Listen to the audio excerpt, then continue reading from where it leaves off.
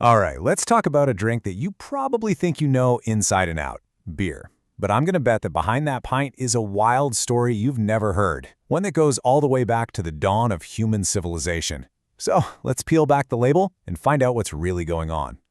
And you know what? We're just going to jump right in with a pretty bold question. What if that drink you enjoy on a Friday night was the actual fuel that built one of the great wonders of the ancient world? I know, it sounds a little crazy, but stick with me. As you're about to see, the story of beer is completely wrapped up in the story of humanity itself. I mean, just look at this timeline. We're not talking about a history that's a few hundred years old. The oldest evidence we found for brewing goes all the way back to 8000 BC in Africa. That's incredible. It means beer isn't just one of our oldest recipes, it actually predates bread. Think about that. We figured out beer before we perfected baking a loaf of bread. So, let's start right there at the very beginning and see how this, humble drink actually helped lay the foundation for, well, everything.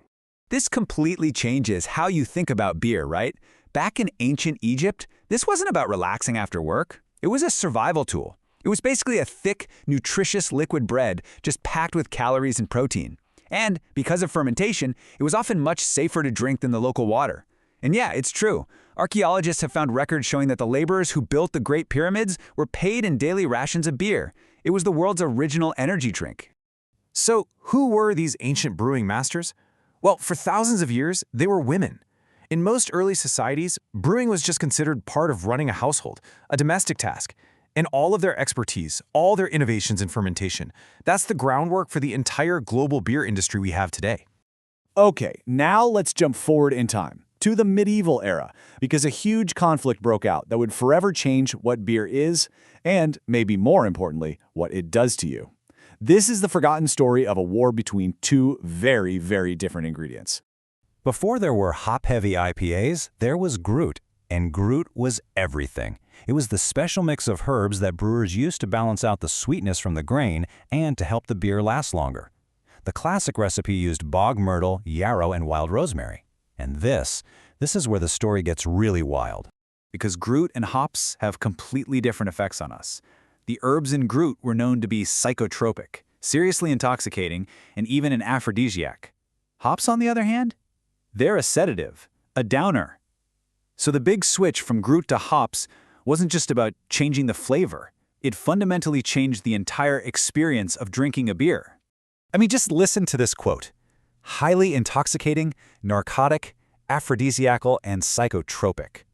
So, ancient beer wasn't just about getting a buzz.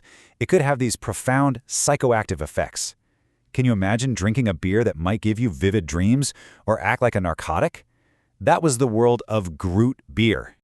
So why did that change? Why is pretty much every beer on the planet today made with hops? Well, a couple of big reasons.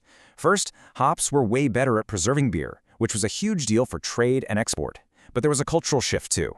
The rise of hops happened right around the time of the Protestant Reformation, and many historians argue that the powers that be preferred the calming, sleepy effect of hops over the wild, unpredictable nature of Groot. You could even call it one of history's first wars on drugs. And that brings us to the modern pint, and to its real unsung hero. We've talked about ancient brewers, we've talked about medieval herbs, but now we've got to talk about the one ingredient that actually does all the work. Meet Saccharomyces cerevisiae. Yeah, I know, it's a mouthful. We just call it yeast. This tiny, single-celled fungus is the absolute powerhouse of every single brewery.